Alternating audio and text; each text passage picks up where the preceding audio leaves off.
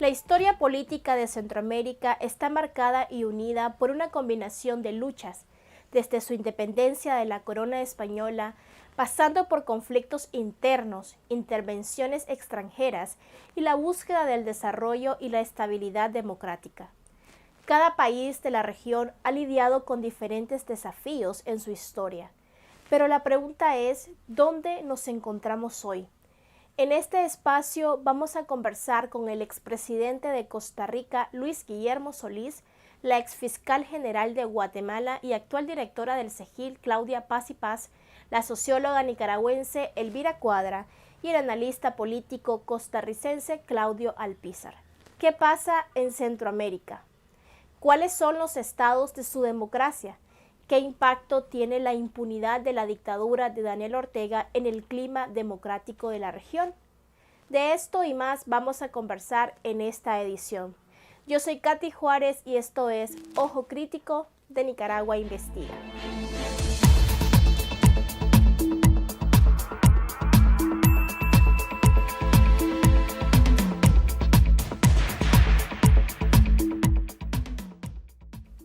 Expresidente, en el contexto de la dictadura en Nicaragua, ¿cómo se está orientando la política de los gobiernos en Centroamérica?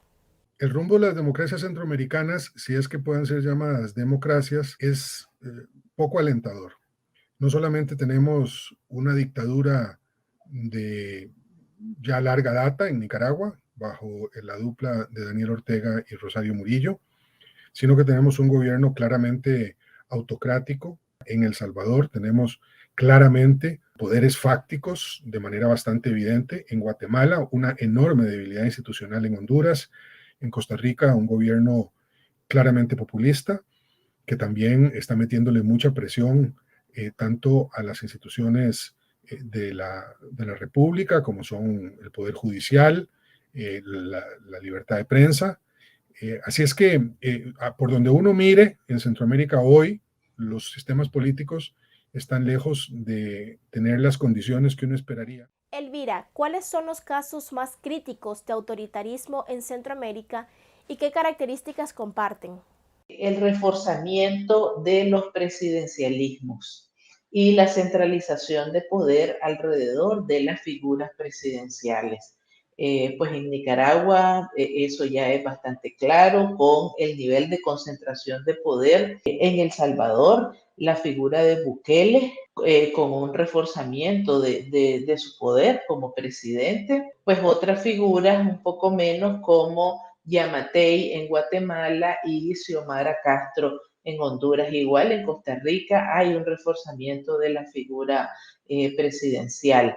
Un papel importante juega aquí la tecnopolítica, que es el uso de las redes sociales y los recursos de las tecnologías de la comunicación para apuntalar precisamente esas figuras presidenciales, ¿verdad? El segundo patrón que hemos visto es que los ejecutivos están cooptando y controlando a otros poderes del Estado, comenzando principalmente por las Cortes Supremas de Justicia y los aparatos legislativos. Un tercer elemento tiene que ver con el militarismo y la militarización. ¿Es la corrupción otro de los factores que favorecen esta tendencia autoritaria? La corrupción y la opacidad en la rendición de cuentas de la gestión pública. No hay país de la región centroamericana donde no haya casos relevantes de alto nivel de corrupción y de grandes montos de dinero que involucran figuras muy destacadas, presidentes, expresidentes. Luis Guillermo, usted ha tenido experiencia en la política y en la administración pública como presidente de Costa Rica. ¿Qué medidas se deben de tomar para abordar los desafíos democráticos y políticos en Centroamérica y evitar el fortalecimiento de dictaduras como la de Ortega? Temas de corto plazo, temas de largo plazo que no se resuelven en una generación. Entre los segundos, entre estos temas de largo plazo está el de la educación. Las reformas educativas que necesitamos para aumentar la productividad, para garantizar que nuestras comunidades puedan tener procesos de ascenso social significativos, de construcción de capas medias, etcétera, no se pueden lograr de un día para otro. Entonces eso es así. Pero en otros temas, como el de la seguridad pública, por ejemplo, ahí hay que atender rápidamente los procesos de deterioro, porque si no, van a surgir las tentaciones autoritarias, como ya lo hemos visto en el caso de El Salvador y de Honduras. Eh, pero también hay un tema de fortalecimiento institucional que a mí me parece fundamental. Y eso tiene que ver esencialmente con el Estado de Derecho, tiene que ver con los equilibrios del sistema político y muy particularmente de los poderes republicanos, el ejecutivo, el judicial y el legislativo. Y una de las cosas que hay que hacer rápidamente para evitar caer en autocracias o en dictaduras es garantizar que el poder judicial es independiente y que el equilibrio entre los poderes es adecuado. Y después, desde el punto de vista económico, por supuesto, resulta esencial limpiar a los sistemas políticos de corrupción, pero aumentando también la productividad y los mejores sistemas de recaudación y distribución de la riqueza. Se encuentra también con nosotros el analista político costarricense Claudio Alpizar. Costa Rica parece ir al margen, pese a formar parte de la misma Centroamérica. ¿Es así o hay también signos de preocupación en cuanto a tendencias autoritarias que se nos pasan por alto? El último estudio de Latinobarómetro aparece nuestro país, Costa Rica, con una caída vertiginosa en cuanto al aprecio a la democracia, donde aparece Costa Rica perdiendo 11 puntos en el ranking y apreciando una gran cantidad de costarricenses hoy en día esos gobiernos autoritarios, y en el caso particular del presidente Rodrigo Chávez, que muestra algunos visos de ese gusto por el manejo vertical del poder. Aquí, Katy, lo que hay que tener claro es que en Costa Rica ha funcionado la institucionalidad porque es de larga data. Eso no se hace de la noche a la mañana.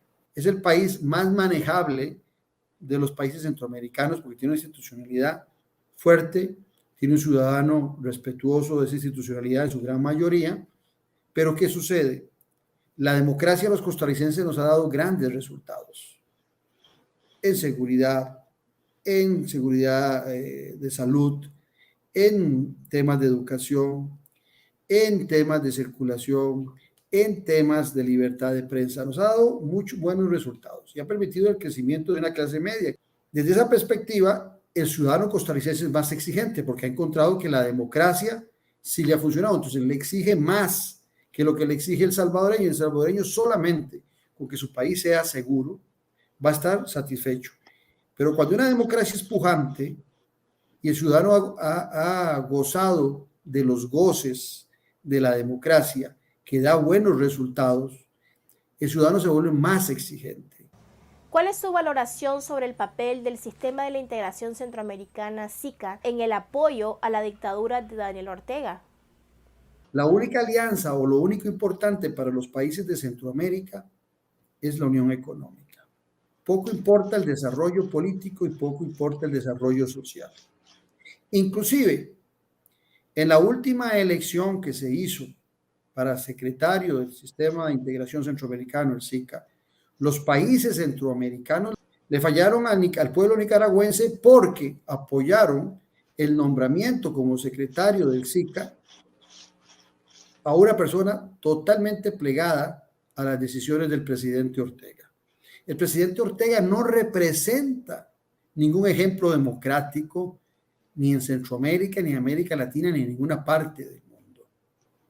Entonces, esa integración centroamericana, desde su nacimiento, tiene un pecado original, que es el irrespeto a la democracia como sistema clave. Tenemos en línea también a Claudia Paz y Paz, exfiscal general en Guatemala y actualmente directora de SEGIL. ¿Cómo la impunidad en Nicaragua está afectando a las democracias de la región y cuáles podrían ser las implicaciones a largo plazo para la estabilidad regional? Sí, creo que en Nicaragua hay dos problemas. Por un lado, como bien dices, es la impunidad, pero por el otro lado está la criminalización, la mala utilización del derecho penal, y creo que esta criminalización es también un patrón que existe en Honduras contra de personas defensoras de derechos humanos en El Salvador en contra de periodistas, opositores, voces críticas, y en Guatemala en contra de jueces independientes, fiscales anticorrupción, pero también periodistas y ahora, como en Nicaragua, por ejemplo, en contra de partidos políticos que pueden significar una oposición. Entonces, desafortunadamente, este mal hacer del Poder Judicial y de la Fiscalía en Nicaragua es algo que se ve en otros países y como que desafortunadamente se refuerzan esas tendencias autoritarias. ¿Qué rol tiene o debería jugar la comunidad internacional y los países democráticos para apoyar en la restauración y fortalecimiento de las democracias en Centroamérica? Sabemos que las graves violaciones de derechos humanos no son asunto de un Estado, sino le interesan a la comunidad internacional en su conjunto, así como la democracia y el Estado de Derecho. Entonces creo que solidarizarse de una forma activa con las voces críticas en los países, denunciar lo que está ocurriendo, imponer incluso sanciones en contra de las personas que se benefician de la corrupción y de la impunidad son algunas de las herramientas que existen para desde fuera intentar contrarrestar este resurgir del autoritarismo.